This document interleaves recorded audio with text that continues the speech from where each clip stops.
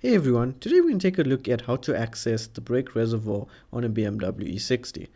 Now the brake reservoir is located on the driver's side, and the first step you want to go ahead and do is remove the big rubber that runs across. You'll see it's quite a huge rubber. You just go ahead and lay it out neatly somewhere. Make sure it doesn't get cut or broken. The next step you'll notice right in the back here, you'll see a clip. So go ahead and pull that tab up and push outwards.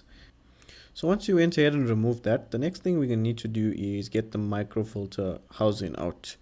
And it's going to have a tab that runs across. Just go ahead and unclip it out, as you can see here.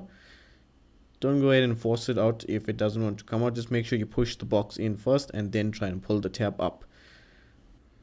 Now let's go ahead and open up our screws. There's one located underneath the box and one located directly next to the box.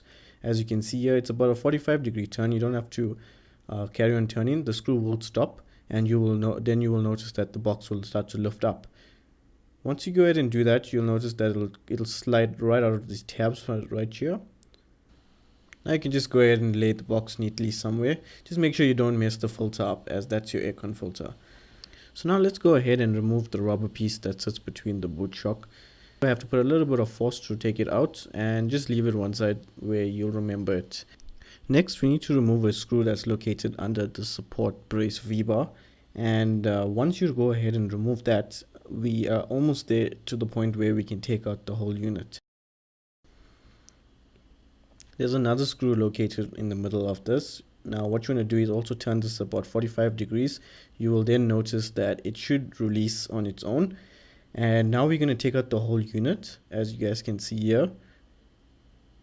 Just make sure you're a bit careful with it, as it is plastic. And there you go. Now you can access your brake reservoir. If you need to go ahead and fill brake fluid, any of that, if you need to do bleeding, you can do everything right here.